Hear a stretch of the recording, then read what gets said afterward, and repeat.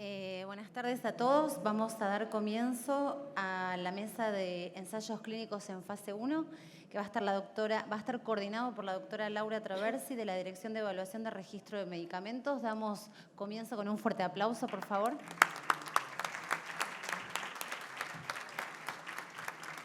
Bueno, buenas tardes a todos. El objetivo de esta mesa es dar a conocer la experiencia implementada institucionalmente a partir de la puesta en práctica de la disposición 4009 del año 2017 de ANMAT en relación a los ensayos clínicos de fase 1 y a las mejoras que se proponen luego de analizados los resultados de la implementación de esta norma. Se ha convocado además a representantes de patrocinadores e investigadores de ensayos clínicos para que nos brinden su mirada en relación a los estudios de fase 1 y aspectos a considerar para que sean exitosos, así como la experiencia recogida con estudios con este tipo de estudios y en los centros autorizados. Damos comienzo en la mesa con la doctora Fanny Cataife, médica pediatra, actualmente es inspectora con funciones en coordinación del área de inspecciones de buenas prácticas clínicas en la DERM de ANMAT.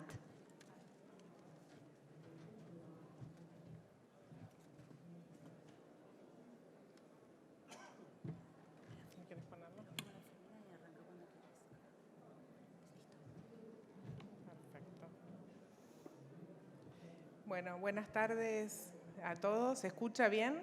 Sí.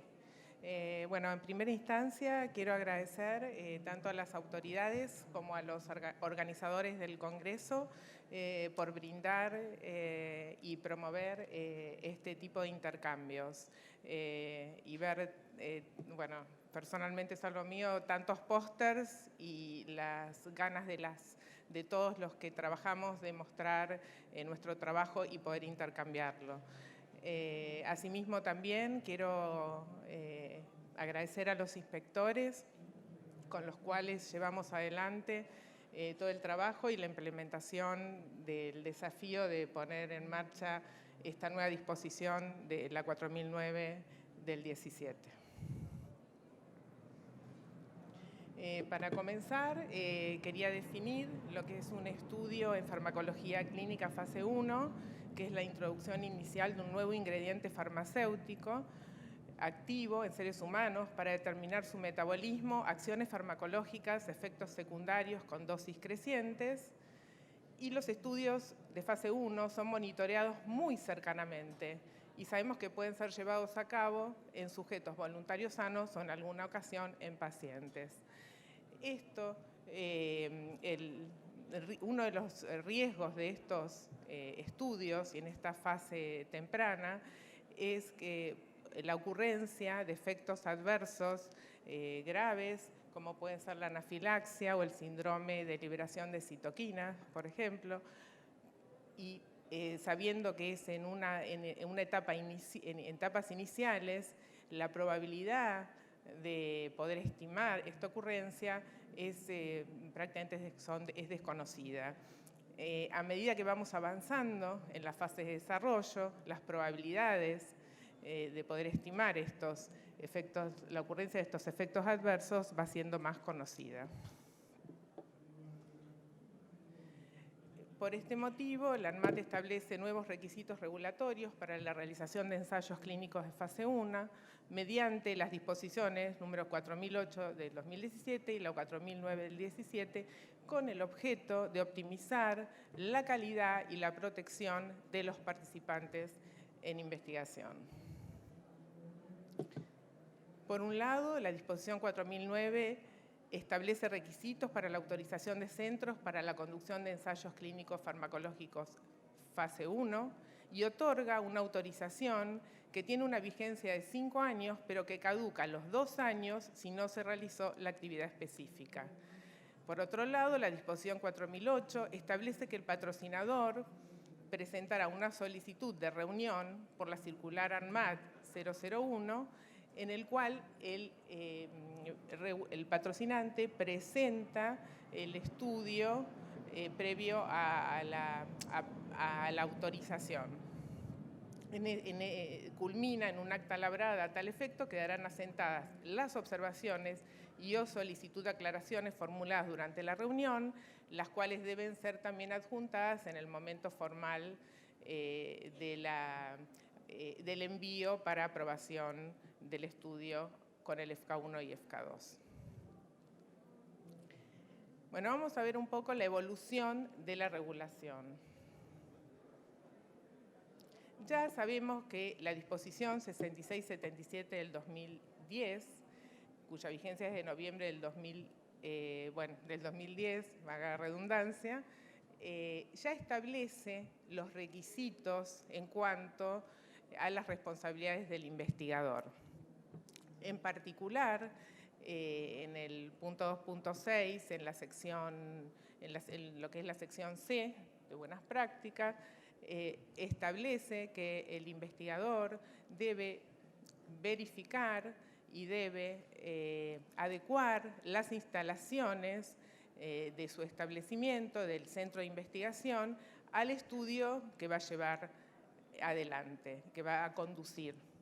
Por otro lado, también establece que este tipo de estudios deben ser llevados a cabo solo en centros con internación. Avanzando, tenemos que entra en vigencia el 6 de junio del 2017 la disposición 4009. Bueno, ¿en qué avanza esta disposición desde el punto de vista regulatorio?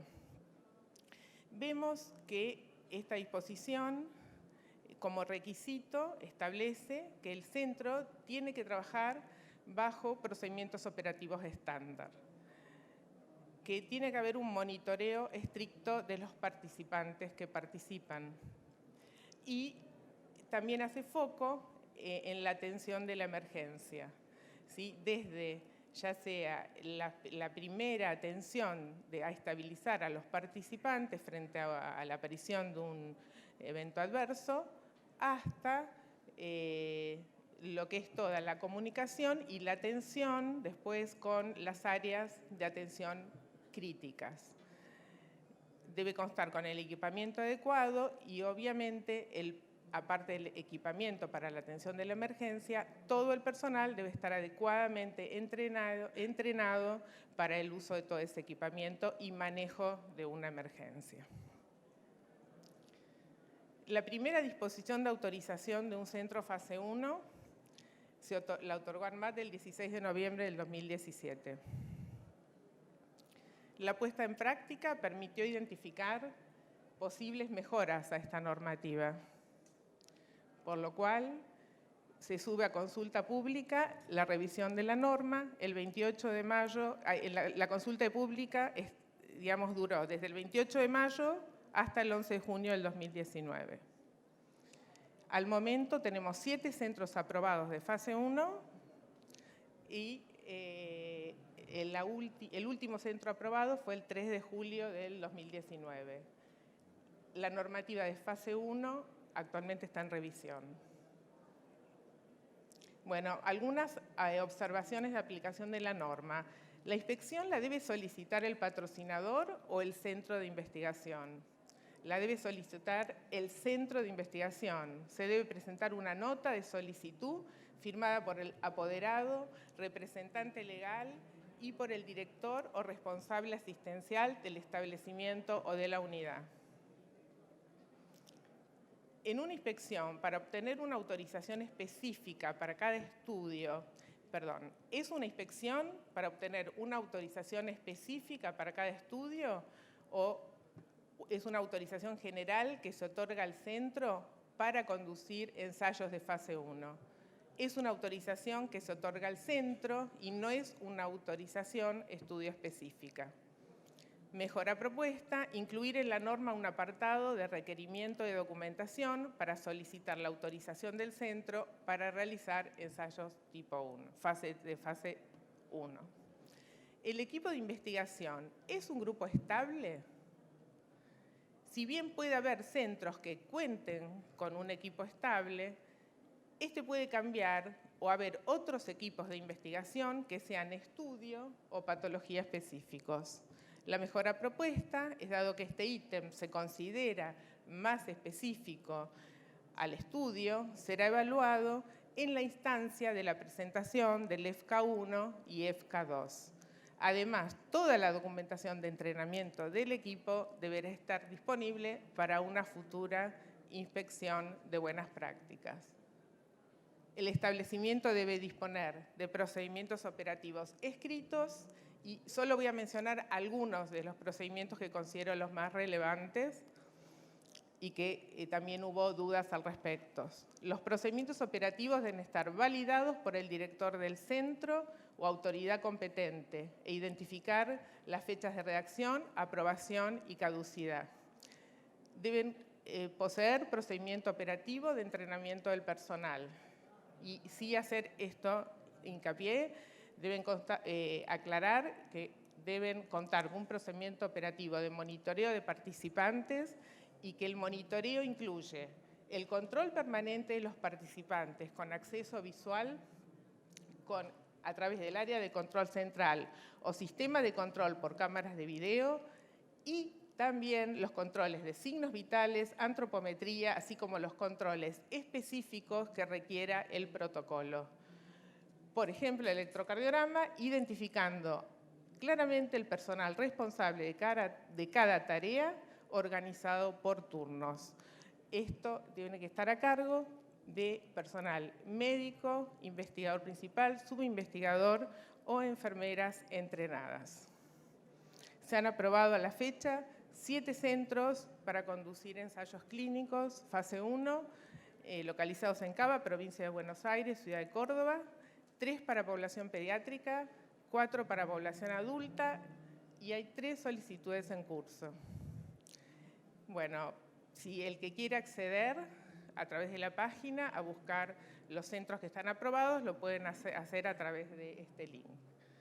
Bueno, muchas gracias.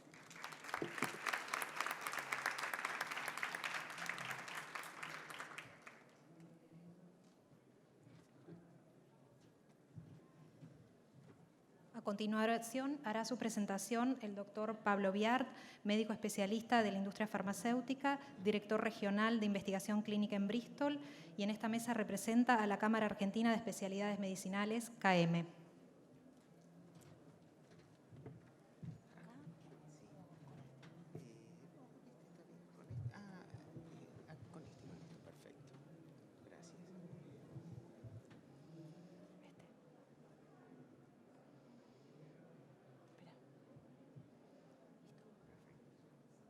Buenas tardes nuevamente. Otra vez realmente es un placer estar acá, es un honor estar acá. La idea es en 10 minutitos, 12, compartir algunas características, algunos lineamientos de lo que significa desde la perspectiva del patrocinador, lo que es conducir un estudio de fase 1.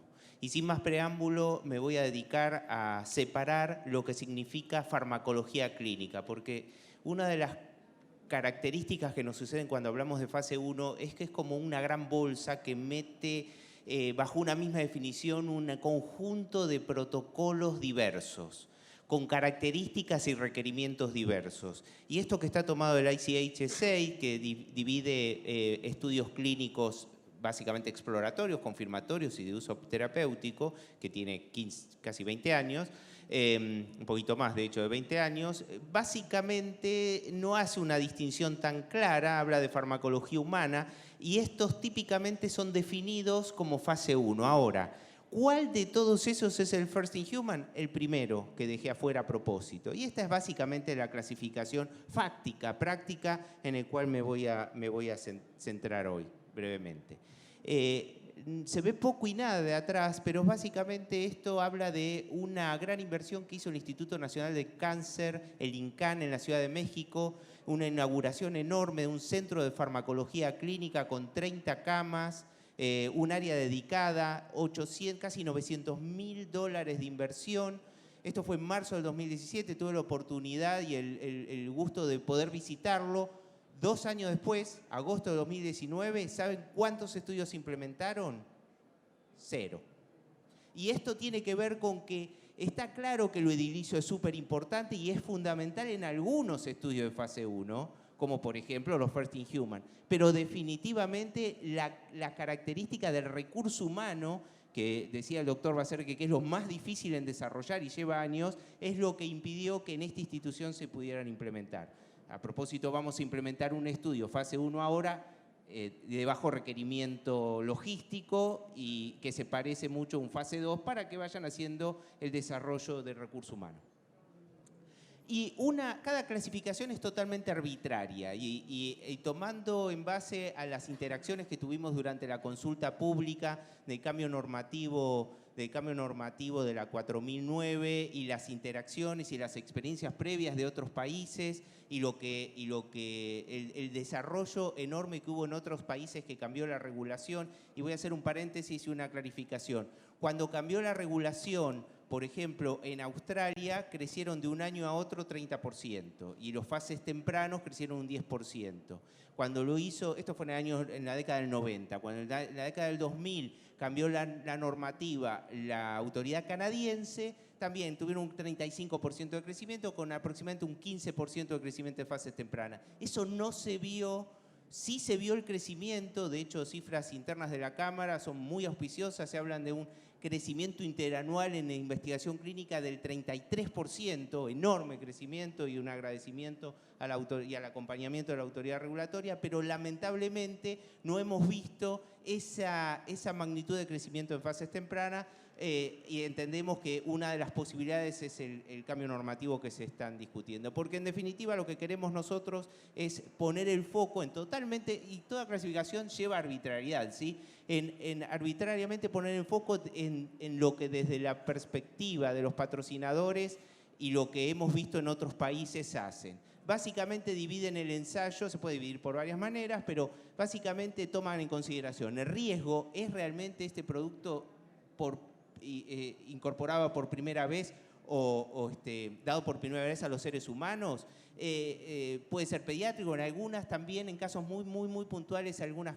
poblaciones especiales, y de los otros de lo que ustedes vieron en la primera diapositiva. O las características de infraestructura, ¿no? Los que requieren internación, los que requieren área de hospital de día, los que requieren cuidado pre y post biopsia, por ejemplo, y los que no lo requieren. No es que no sean centros específicos o de determinados niveles, simplemente que no requieren para el estudio de la realización del fase 1 nada diferente a un fase 2 digamos, de nivel de mediana alta complejidad. Algunas consideraciones generales que quisiera destacar, como todos sabemos son estudios pequeños. ¿Qué significa esto?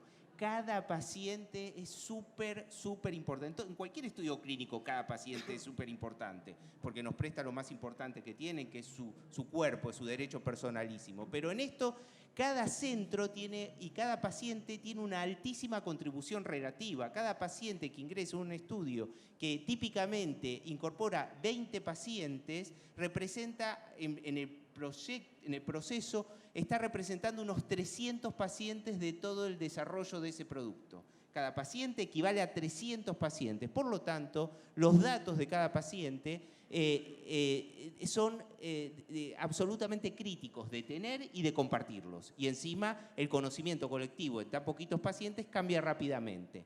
Se analizan, los datos se requieren que se analicen y se tomen decisiones en tiempo real, y por eso vamos a ver que se comparten frecuentemente entre todos los actores. Típicamente tienen 3 a 6 pacientes por cada rama y tienen sectores de expansión y de escalamiento. En orden de interés de tiempo no voy a explicar la diferencia de ambos, pero sí es importante que se siguen hasta la dosis máxima tolerada. Estoy hablando del First in Human y de los estudios de pacientes, que involucran pacientes, que son nuestro adyacente posible. Lo más fácil dentro de la complejidad de los estudios clínicos que nosotros podemos ir desarrollando nuestro expertise es avanzar del fase 2A al fase 1. Y esos típicamente son estudios que se realizan en pacientes, ¿sí? No en voluntarios sanos, sino en pacientes. No estoy diciendo que no se tengan que hacer, simplemente que en proporción de cantidad de centros, y mis colegas van a hablar específicamente del centro de fase 1, van a ver que hay un salto cualitativo y cuantitativo de expertise requerido para hacer este tipo de estudios definitivamente bastante más complejos. En relación al seguimiento de los pacientes, es muy importante que son intención a tratar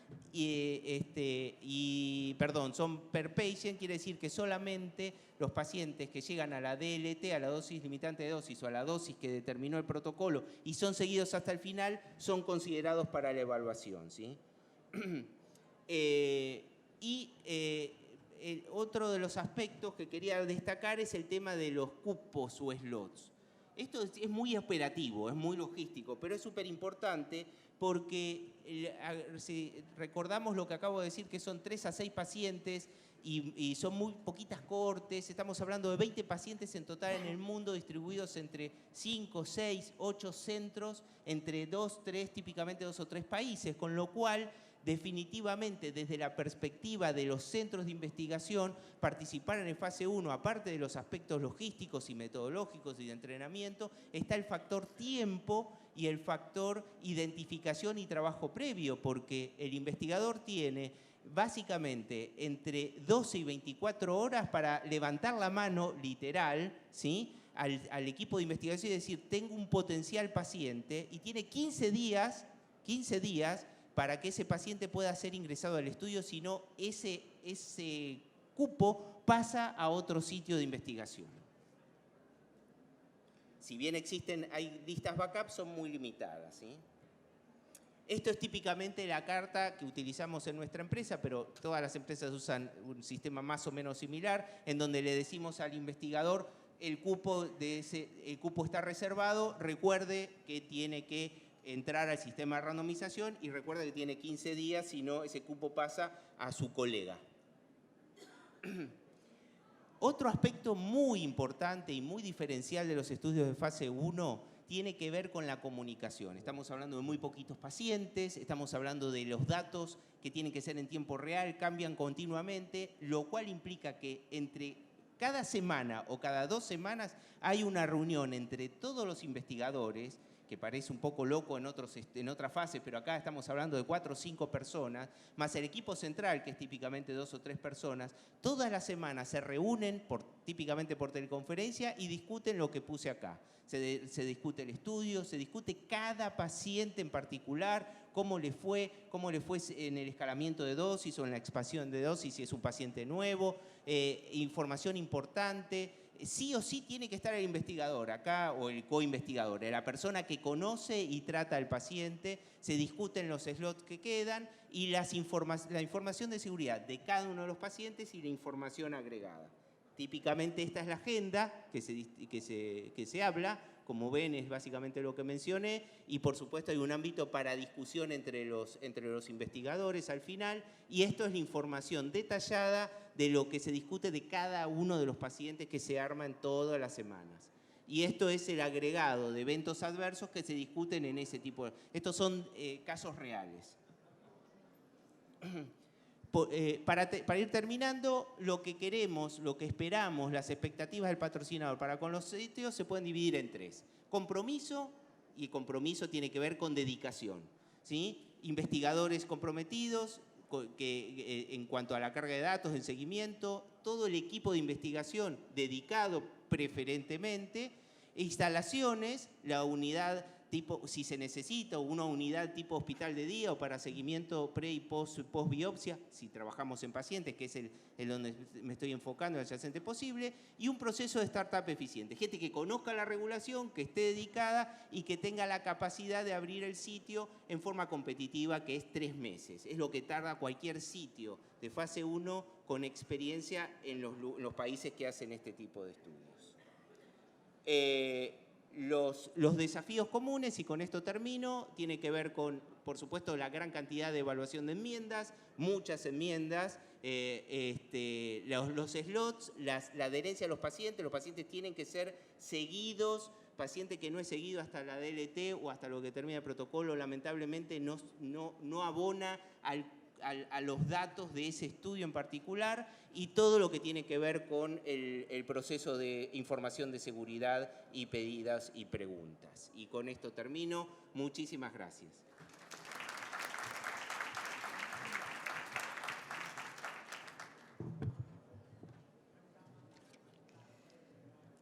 A continuación, hará su presentación el doctor Ventura Simonovich, médico especialista en clínica médica y farmacología. Actualmente se desempeña como jefe de la sección de farmacología clínica del Hospital Italiano y representa a los investigadores.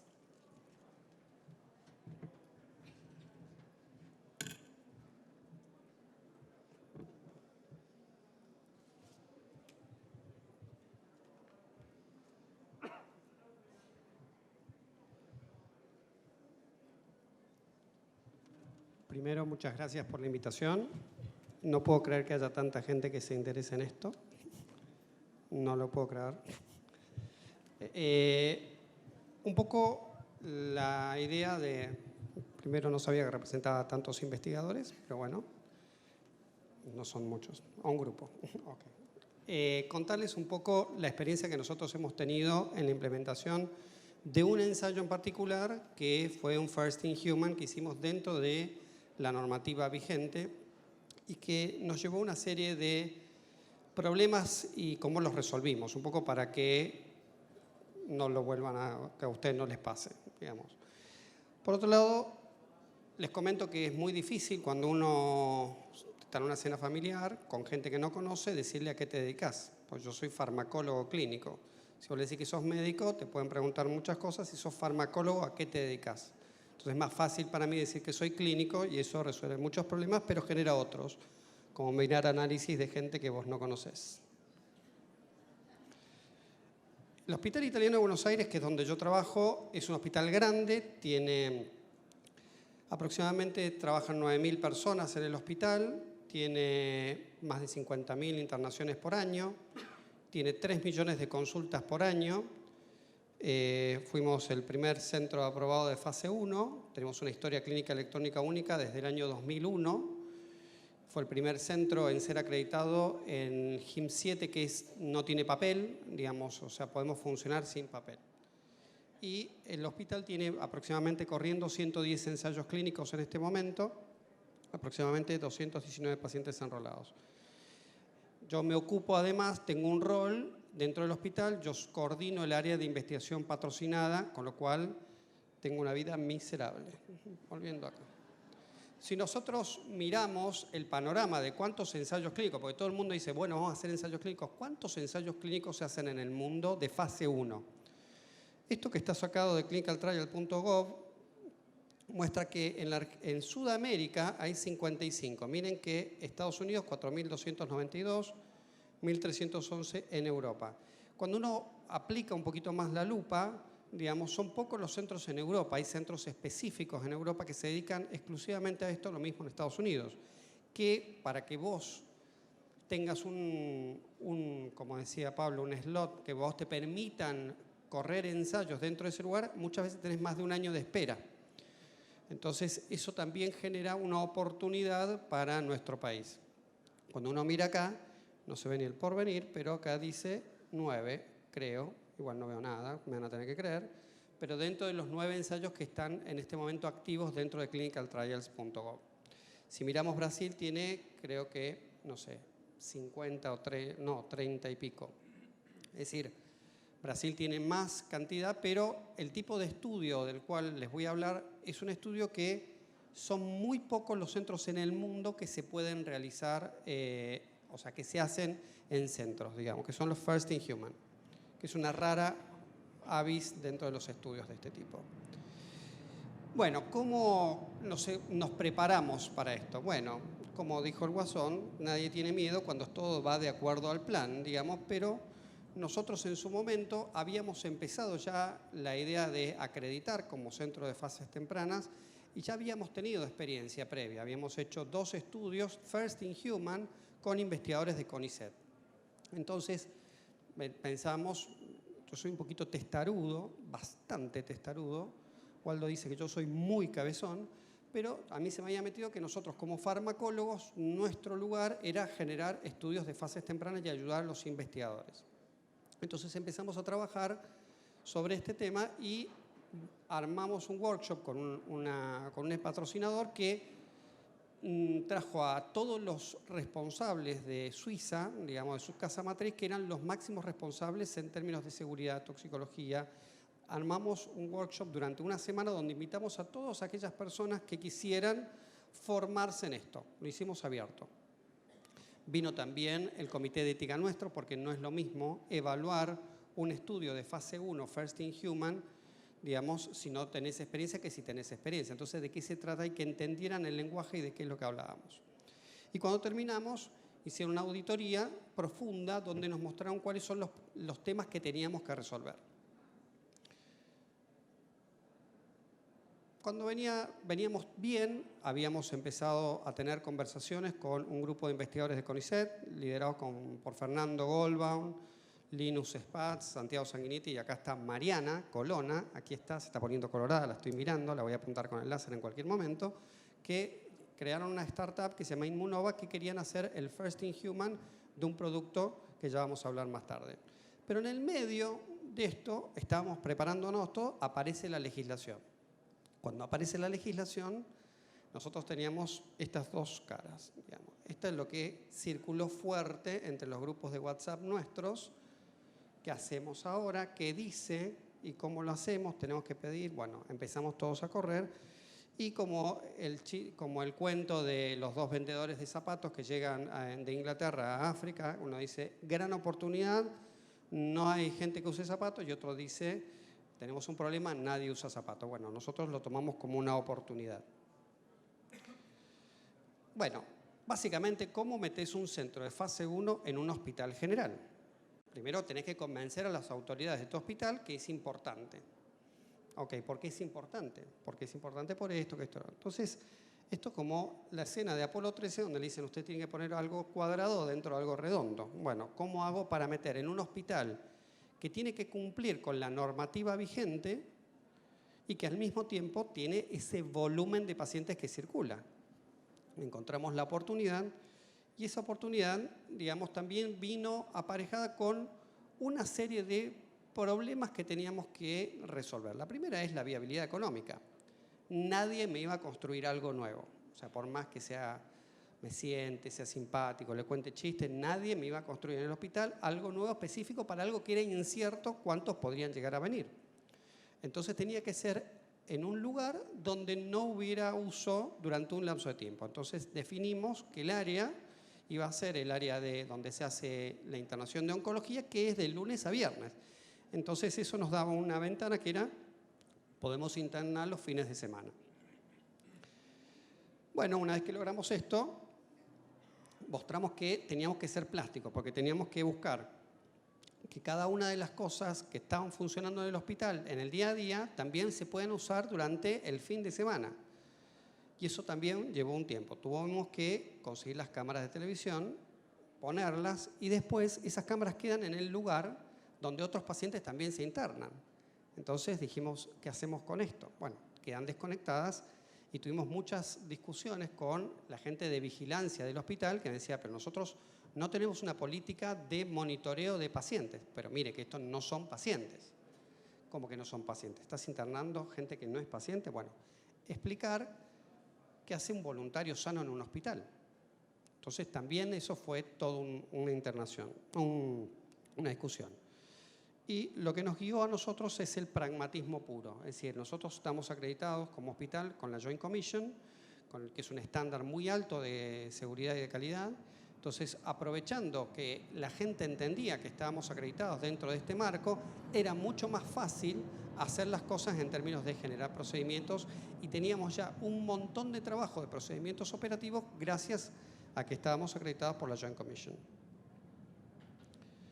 Entonces, como timeline, digamos, en abril del 2017 tuvimos el workshop de fase 1, aparecen en junio las disposiciones.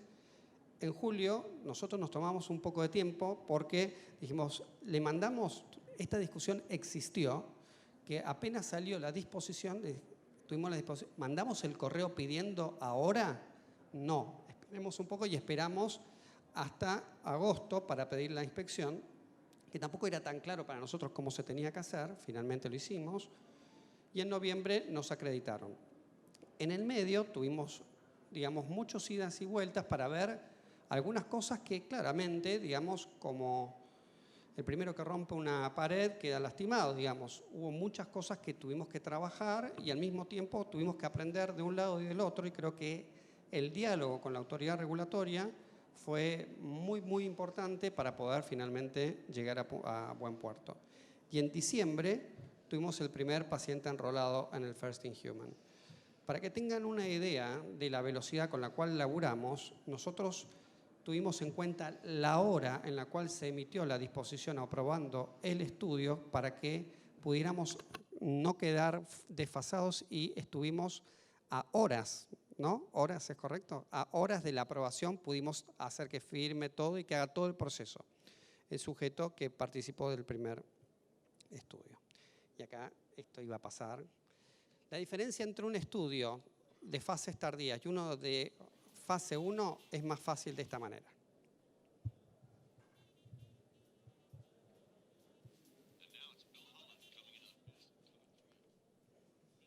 Esto es cómo se cambiaban las gomas y cómo se hace en Fórmula 1. En este caso es la carrera de Indianápolis. No da el volumen.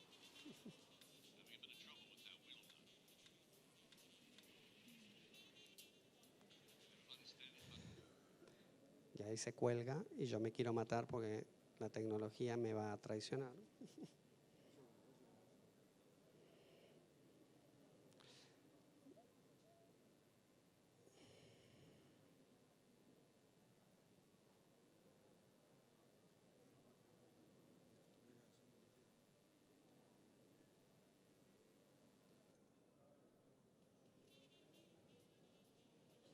Déjalo. Quiero que vean cómo le van poniendo la nafta. Hay un señor acá. Solamente puede haber 4 personas cambiando, digamos, haciendo todo lo que tiene que hacer. Hay uno que después van a ver que le da a tomar algo. El piloto mira para los costados. No, está todo bien, ya está. Vean cómo le pone, le va poniendo, le pone el martillo. Cuando yo lo vi por primera vez estaba muy nervioso. ¿Por qué no se apuran? Y acá sale. Este es un ensayo de fase tardía. Fase 1.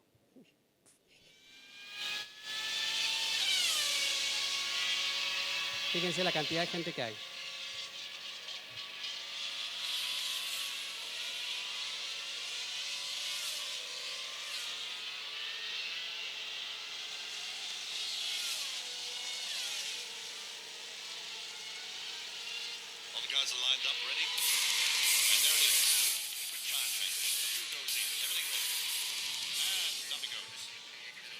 Esa es la diferencia entre uno y otro ensayo. Es decir, nosotros tenemos muchos más personas que participan. Nosotros para este estudio teníamos más de 30 personas que estaban delegadas con todo lo que tenían que tener. Hubo mucho entrenamiento y nada de lo que ocurrió en el cambio de gomas y todo lo que ocurrió no fue ensayado previamente. Digamos, nosotros cuando tuvimos este estudio, cuando empezamos con este estudio, tuvimos una serie de desafíos muy fuertes. La primera de todos es que era la primera vez que nosotros estábamos desarrollando un protocolo, teníamos que escribir un protocolo con fines regulatorios. Es decir, lo tenía que aprobar la autoridad regulatoria y eventualmente esto lo tenía que ver eventualmente la EMA y la FDA y decir que les parecía bien. ¿Cuáles eran las restricciones que teníamos? Mira, primero, presupuesto. Trabajamos con una empresa local, no era una empresa multinacional, con presupuestos locales y, digamos, eso implicaba también que teníamos que hacerlo rápidamente, porque el presupuesto se puede eliminar rápidamente y podemos no terminar el estudio. En un país que tiene algunos temitas con la inflación, algunos temitas con el dólar, yo ya viví varias de estas con presupuestos, y teníamos que primero calcular la dosis, cómo vamos a evaluar la seguridad de un producto que nunca había sido usado en seres humanos, y grandes discusiones con el tamaño muestral, con la autoridad regulatoria, con la gente de ANMAT. Es decir, no es un estudio tradicional, no es un enlatado que me vino y yo lo ejecuto. Nosotros teníamos que ejecutarlo y tomar esas decisiones, nosotros teníamos la responsabilidad sobre ellas, nada menor. Sobre todo porque de los resultados de esto se iba a avanzar a niños con patología, es decir, voluntarios sanos a niños con patología. Si haces algo mal, puede salir muy mal. Y acá tenemos la foto donde fue la conferencia de prensa donde presentamos los resultados, donde efectivamente, esto lo hicimos después que ANMAT nos aprueba, digamos, el informe y permite avanzar hacia la fase 2-3. Acá está Mariana, que está sentada en la segunda fila. Después acá está Linus, Santiago y Fernando, que junto con el grupo de gente de CONICET estuvieron trabajando en el desarrollo de esta molécula que esperamos pueda resolver un problema de salud pública en nuestro país, lo cual no es menor. ¿Y qué aprendimos? Lo que aprendimos es que los estudios primero son muy complejos. Ninguno de estos estudios son fáciles, requieren mucho expertise, todo el tiempo estás aprendiendo, los tiempos son extremadamente ajustados. Acá uno tiene dedicación de verdad, problemas familiares por no irme de vacaciones, porque teníamos que meter pacientes, o sea, es dedicación de verdad. Tiene un impacto tremendo, digamos, las demoras en empresas pequeñas, en startups. El diálogo con la autoridad regulatoria es crucial. Si uno no tiene buen diálogo con la autoridad regulatoria o cree que puede llegar con el estudio y no hablar antes, es un problemón.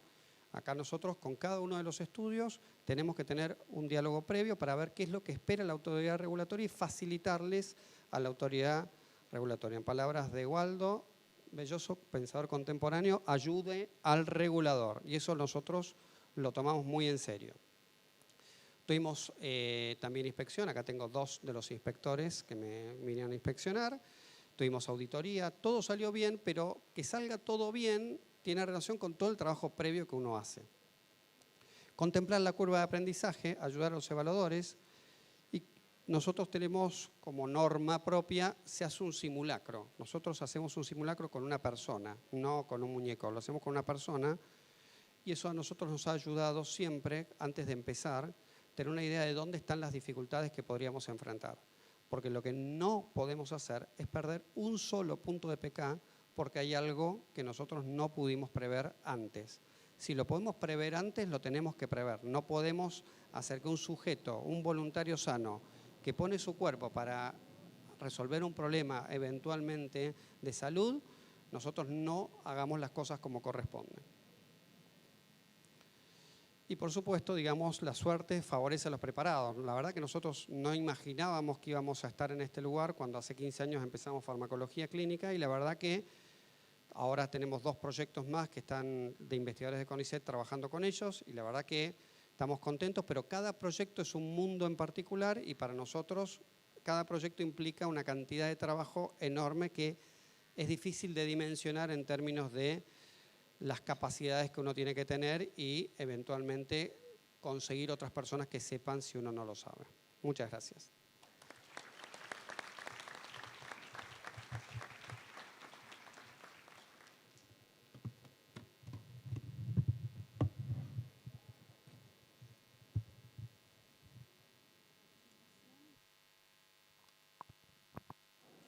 A continuación harán su presentación Pablo Liuboschwitz, licenciado en Ciencias Biológicas.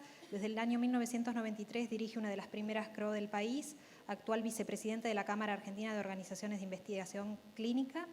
Y el doctor Víctor Molina Viamonte, médico cardiólogo, estableció la primer CRO en Argentina, fundador, expresidente y miembro honorario de CAOIC y actualmente CEO de Center Research. Adelante.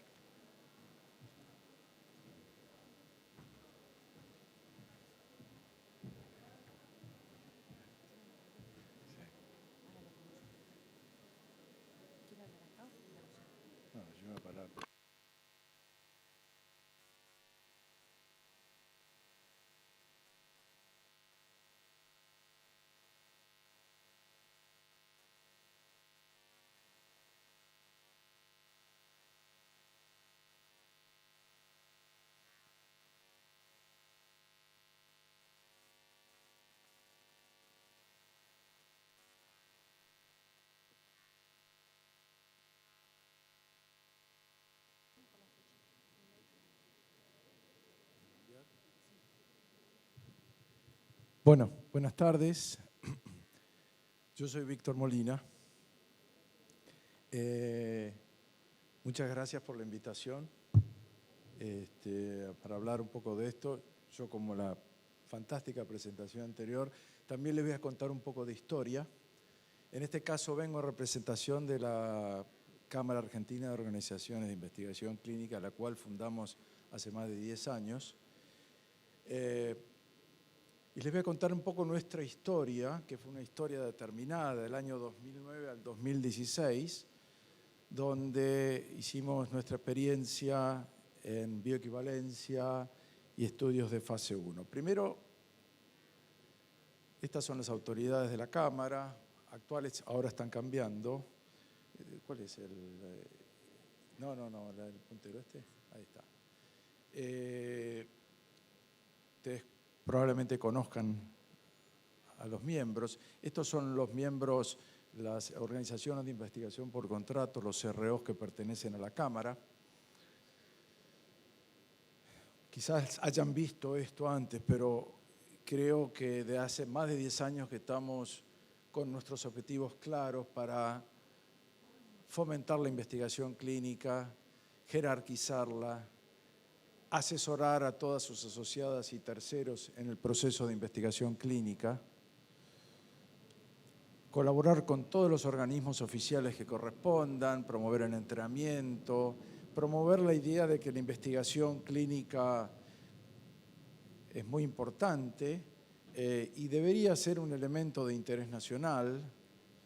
Muchas veces luchamos contra la prensa, ustedes podrían llamarla de alguna forma amarilla, que a veces cuenta historias que no son verdades. Entonces, un poco nuestra idea es divulgar también públicamente para qué sirve lo que hacemos.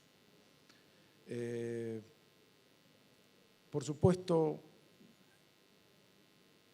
afianzar todo lo que sean las normas éticas de investigación es uno de nuestros principales objetivos. Con mucha alegría les muestro esto, quienes hace algunos años que hacemos investigación clínica en este país. Y capacitar a todos los involucrados, desde secretarias hasta farmacia, laboratorio, terapia intensiva, etcétera, etcétera. Eso nos llevó aproximadamente, entre la detección y poder pedir la habilitación, entre 6 meses, hasta que en julio del fin de 2018 pedimos la inspección y al final la inspección transcurrió en marzo de 2019 hasta que nos dieron la habilitación el 3 de julio de 2019. Toque mal. ¿Qué hay que tocar?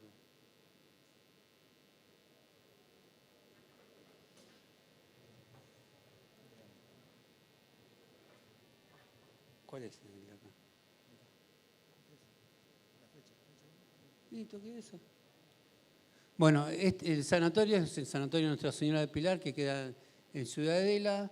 Es la unidad para hacer fase 1, es una sala de recuperación que está pegada literalmente a la UTI, o sea que lo que pedía la disposición lo teníamos resuelto instantáneamente. Básicamente es lo que estamos, una vez que tenemos la habilitación, teníamos los protocolos, pasó un tiempo, algunos sponsors nos esperaron, otros no. Lo que queremos es empezar a hacer un poco, a hacer experiencia, porque como les dije, el centro en sí no tiene la experiencia de hacer investigación clínica. Nosotros como CRO y el investigador principal tiene mucha, pero es muy distinto hacerlo en un lugar nuevo. Entonces, es como centro nuevo, con nuevas disposiciones, que hay un montón de requisitos para poder hacer estudios fase 1 en esos centros. Lo que queremos es empezar a hacer los protocolos de fase 1. Muchas gracias.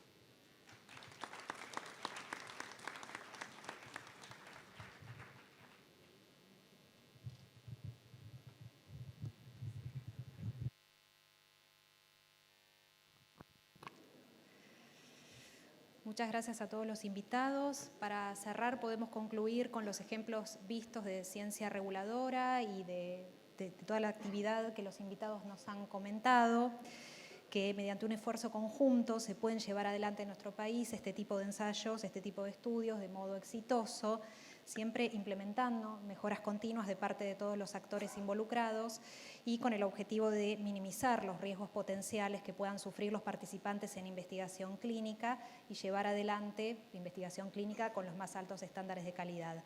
Muchas gracias. No habrá tiempo para preguntas, pedimos disculpas. Gracias.